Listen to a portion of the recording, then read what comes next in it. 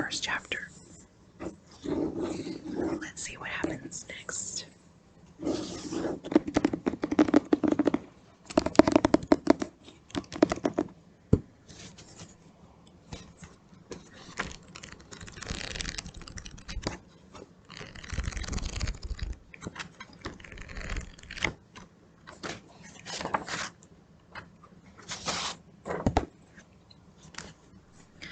Okay, chapter 2, the Ickabog. The legend of the Ickabog had been passed down by generations of marshlanders and spread by word of mouth all the way to Charlesville. Nowadays, everybody knew the story. Naturally, as with all legends, it changed a little depending on who was telling it. However, every story agreed that a monster lived at the very northernmost tip of the country, in a wide patch of dark and often misty marsh, too dangerous for humans to enter.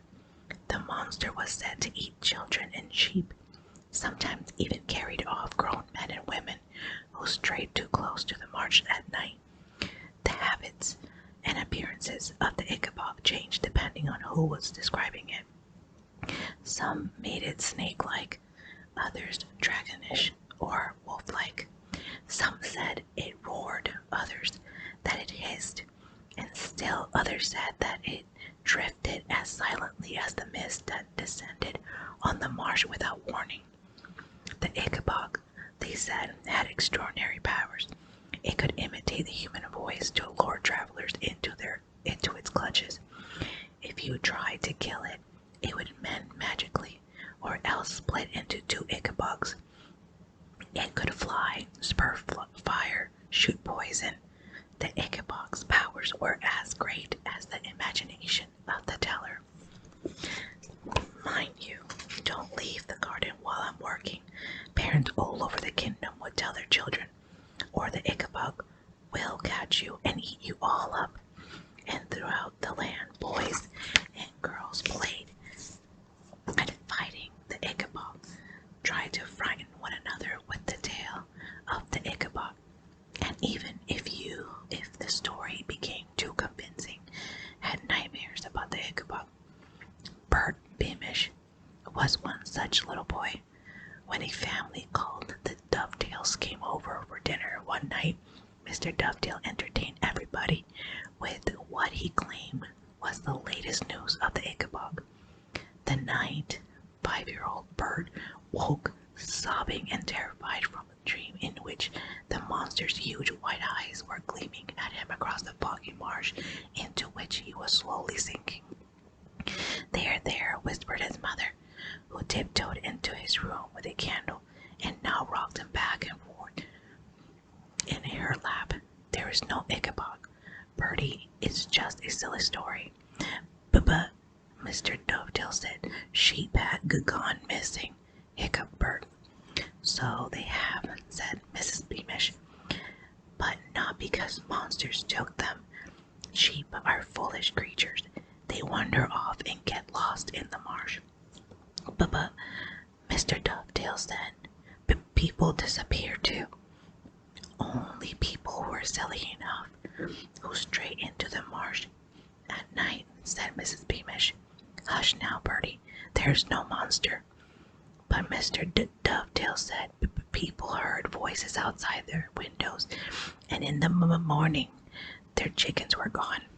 Mrs. Beamish couldn't help but laugh. The voices they heard are ordinary thieves, Bertie. Up in the marshlands, they pilfer from one another all the time. It's easier to blame the Ickabog than to admit their neighbors are stealing from them.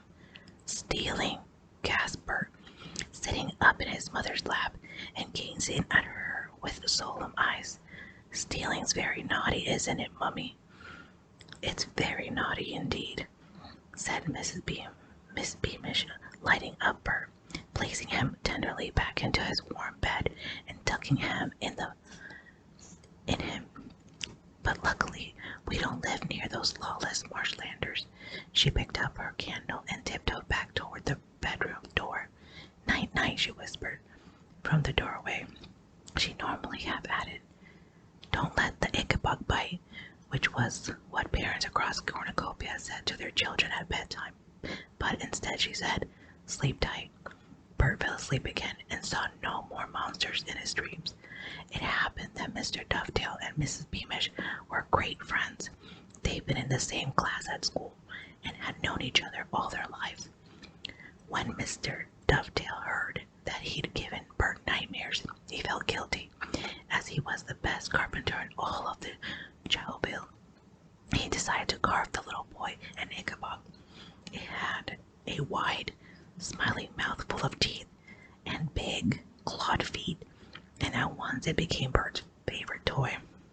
If Bert or his parents or the Dovetails next door or anybody else in the whole kingdom of Cornucopia had been told that terrible troubles were about to engulf Cornucopia, all because of the myth of the Ickabog, they laughed. They lived in the happiest kingdom in the world. What harm could the Ickabog do? Chapter 3. Death of a Seamstress. The Beamish and Dovetail families both lived in a place called the City Within the City. This was the part of Chowville where all the people who worked for King Fred had houses. Gardeners, cooks, tailors, page boys, seamstresses, stonemasons, grooms, carpenters, footmen, and maids. All of them occupied neat little cottages just outside the palace grounds. The city within the city was separated from the rest of the Chowville by a high white wall, and the gates in the wall stood open during the day so that the residents could visit friends and family in the rest of Chowville and go to the markets. By night, the sturdy gates were closed and everyone in the city within the city slept like the king under protection of the royal guard. Major Beamish, Bert's father, was head of the royal guard, a handsome, cheerful man who rode a steel gray horse. He accompanied King Fred, Lord Spittleworth, and Lord Flapoon on their hunting trips, which usually happened 5 times a week.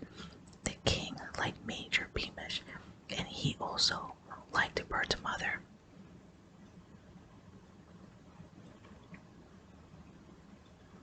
Because Bertha Beamish was the king's own private pastry chef, a high honor in that city of the world-class baker, due to Bertha's habit of bringing home fancy cakes that hadn't turned out absolutely perfectly. Bert was a plump little boy, and sometimes I regret to say that the other children called him Butterball and made him cry. Bert's best friend was Daisy Dovetail. The 2 children had been born days apart and acted more like brother and sister than playmates. Daisy was Bert's defender against bullies. She was skinny but fast and more than ready to fight anyone who called Bert Butterball. Daisy's father, Dan Dovetail, was the king's carpenter, repairing and replacing the wheels and shafts on his carriages. As Mr. Dovetail was so clever at carving, he also made bits of furniture for the palace. Daisy's mother, Dora Dovetail, was the head seamstress of the palace, another honored job because King Fred liked clothes and kept a whole team of tailors busy making him new costumes every month. It was the king's great fondness for finery that led to a nasty incident which the history books of Cornucopia would later record as the beginning of all the troubles that they were to engulf that happy little kingdom. At the time it happened, only few people within the city know anything about it, though for some it was an awful tragedy. What happened was this. The king of Pluritania came to pay a formal visit to Fred, still hoping perhaps to exchange one of his daughters for a lifetime supply of hopes of heaven, and Fred decided that he must have a brand new set of clothes. made for the occasion, dull purple overlaid with silver lace, with amethyst buttons and gray fur at the cuffs. Now King Fred had heard something about the head seamstress not being quite well, but he hadn't paid much attention.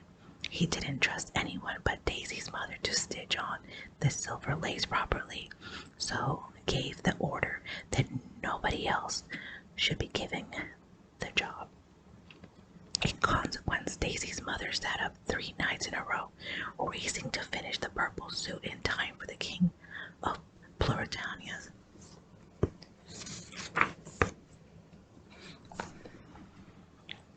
visit, and at the dawn of the 4th day, her assistant found her lying on the floor dead with the very last amethyst button in her hand.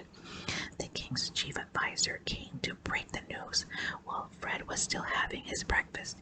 The chief advisor was a wise old man called Herringbone, with a silver beard that hung almost to his knees. After explaining that the head seamstress had died, he said, "But I'm sure one of the other ladies will be able to fix on the last button, Your Majesty." There was a look in Herringbone's eye that King Fred didn't like. It gave him a squirming feeling in the pit of his stomach.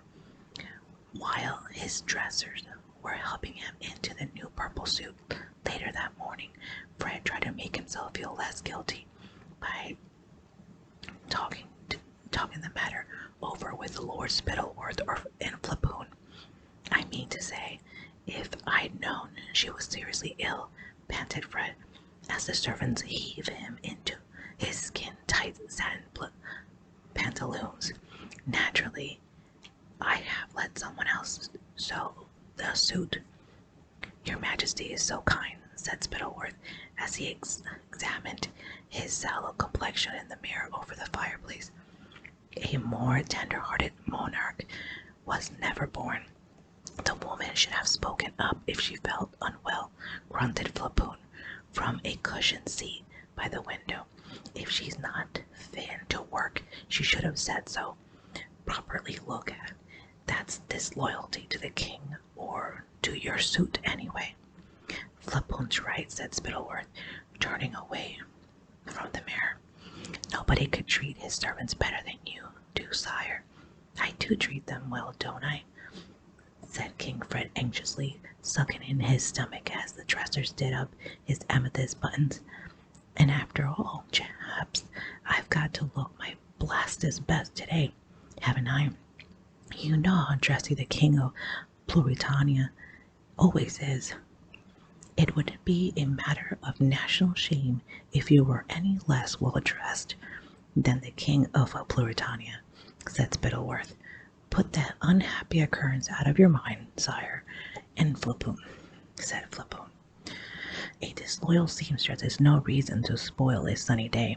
And yet, in spite of the two lords' advice, King Fred couldn't be quite easy in his mind.